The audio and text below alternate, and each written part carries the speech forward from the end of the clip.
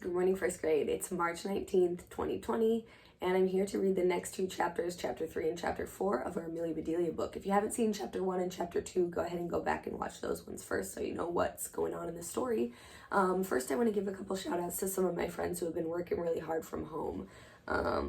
I wanted to shout out Elena, Brooke, Ariana, A Legend, and Arlandria for sending me pictures of your work. I can really tell that you guys are working hard. I love getting those pictures of how hard you're working, of all those things that you've been doing at home.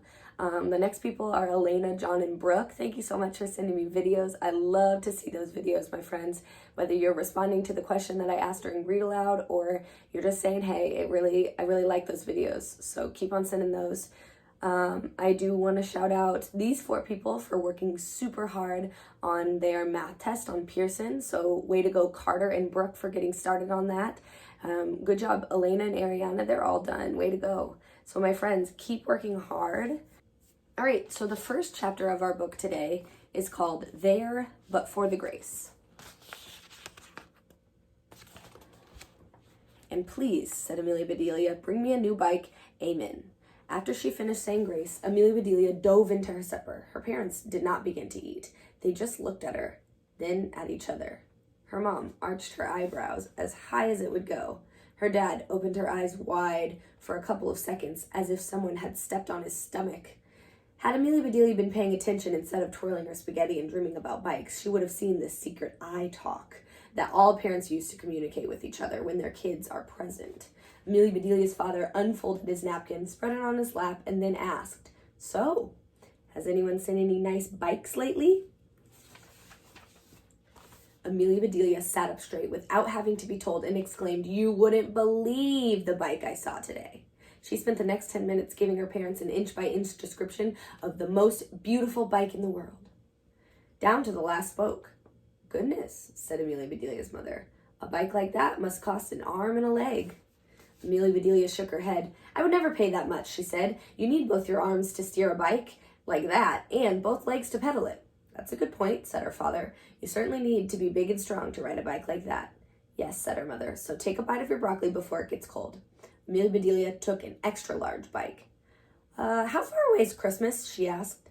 "A long way," said her mother. Amelia Bedelia took a much smaller bite of her broccoli. "How far away is my birthday?" "Even farther," said her father. "Did I get all my allowance this week?" "Every penny," said her father. "But remember, you'll have to pay me if you keep talking with your mouth full." Amelia Bedelia closed her mouth and she chewed and chewed. Then she swallowed and said, "Could I get an early Christmas present and an early birthday present? A new bike is the only thing you'd have to give me for years and years." "Well," said her mother, "I think it would be better if the bike wasn't just given to you." Amelia Bedelia looked down at her plate. Her stomach hurt. Now she wished she had not eaten any broccoli at all. Since she was looking at her plate, she once again missed the eye talk between her parents. This time her mom's eyes grew wider while both her dad's eyebrows arched high enough to graze the ceiling. "I agree," said her dad. "You should work for a new bike and earn the money for at least half of it." Amelia Bedelia smiled and looked at her parents. "Well, which half costs more?" she said. "The front half or the back half?" "They don't sell bikes that way, honey," said her mother. Then her father said, "I'll tell you what." "What?" asked Amelia Bedelia. "What about what?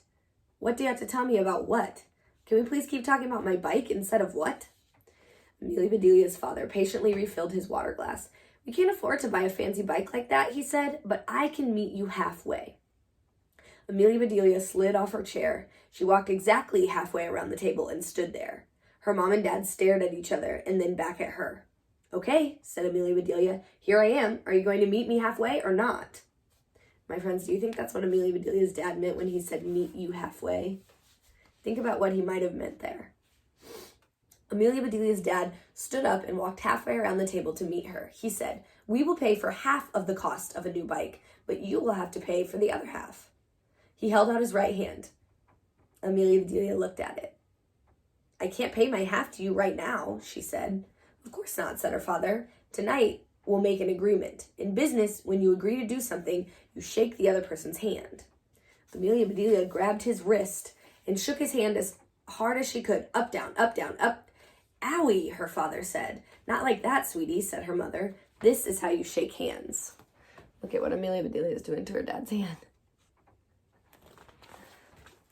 Her mother showed her how to shake hands with her father. Make it a firm handshake, she said. Your hand shouldn't feel like a dead fish or a wet noodle. Then her parents gave each other a hug. You should probably leave out the hug part, sweetie, said her mother. Why? Asked Amelia Bedelia. I love Dad. She shook her father's hand, and then her mother's hand. Then Amelia Bedelia hugged both of them together. Family hug, she hollered. When they were all hugged out, Amelia Bedelia's father said, Now, Amelia Bedelia, let's have dessert and talk about how you're going to earn your half of that bike. Alrighty, my friends. Chapter 4 is called Youre Hired. Since the next day was Saturday, Amelia Bedelia and her parents did what they always did on Saturdays. After Amelia Bedelia's swimming lesson, they had lunch at Pete's diner. Pete's was mobbed. They had to sit at the counter instead of their favorite booth. Amelia Bedelia loved sitting at the counter. She loved being close to the action, hearing the orders called out, watching them get filled, and seeing everyone working together to make the diner run smoothly. While they waited for their food, Amelia Bedelia asked her parents what kind of jobs they had when they were growing up. I did all sorts of odd jobs, said her dad. My job doesn't have to be odd, said Amelia Bedelia. I don't have to be a lion tamer or something unusual. It can just be a normal, regular job, so long as it pays me a lot. When I was young, said her mother, I worked as a waitress. I made buckets of money. My customers always gave me big tips. That sounds kind of fun, said Amelia Bedelia. Did they ever tip you so much that you fell over? My friends, when Amelia Bedelia's mom said that her customers gave her big tips, what was she talking about? Was she talking about tipping over? Or was she talking about money tips? So Amelia Bedelia thought that she was talking about big tips. And she said, did they ever tip you over so much that you fell? That's silly. Before her mother could answer, the food arrived. Their usual waitress was so busy that the owner of the diner, Pete, served them. Sorry, folks, he said as he put down their plates. I'm very short-handed today. Amelia Bedelia looked closely at his hand. They looked like they were regular length, not too short, not too long. Then she looked at the french fries in front of her. Yum, she said, and she gave the ketchup bottle an extra hard squeeze.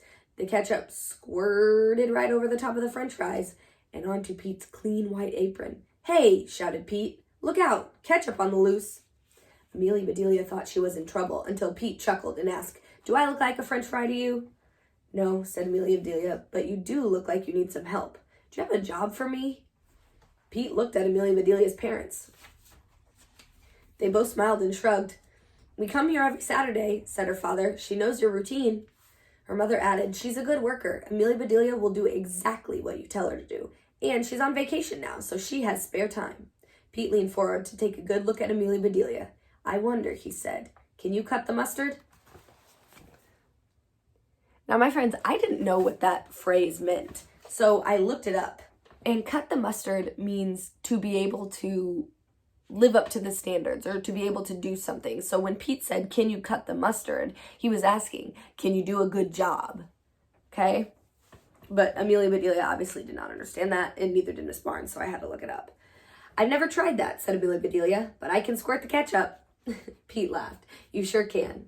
Okay, I'll give it a try. You're hired.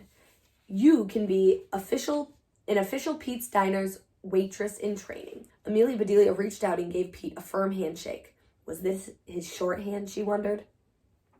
Honestly, she felt like hugging him too. Instead, she hugged her parents. Congratulations, sweetie, said her mom. That's my girl, said her dad. You landed your very first job. You're hired. Those were magic words to Amelia Bedelia. Those words meant that her dream bike would soon be a reality. She gobbled down her fries and said goodbye to her parents and then slid off her stool and skipped into the kitchen. Doris, their regular waitress, found her a uniform. This is the small size we've got, honey, Doris said. Doris slipped the uniform over Amelia Bedelia's clothes. She tucked here and folded there. Finally, after half a dozen safety pins had been pinned and a bunch of twisty ties had been twisted and tied, Amelia Bedelia was ready for action. You look nervous, said Doris. Don't worry, I'll show you the ropes. Follow me. How cool, thought Amelia Bedelia. What kind of ropes would Doris show her? Cowboy lassos? Mountain climbing ropes? Those thick lines that tie ships up to the pier? Maybe this would turn out to be an odd job after all. Well, well, said Pete when Amelia, Bedelia, and Doris came out of the kitchen. Look at you. I can't, said Amelia, Bedelia. There's no mirror. Well, believe me, he said, you look like a real waitress. Now, I only have one rule. Can you read that? He pointed at a sign over the cash register. Amelia, Bedelia read the sign out loud.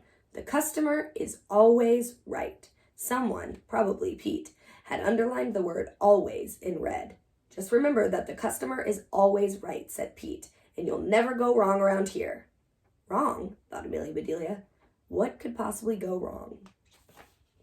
My friends, today I want you to make a prediction. What do you predict could possibly go wrong with Amelia Bedelia's new job? You can either comment it down below or you can send me a video like some of you did yesterday. That was awesome.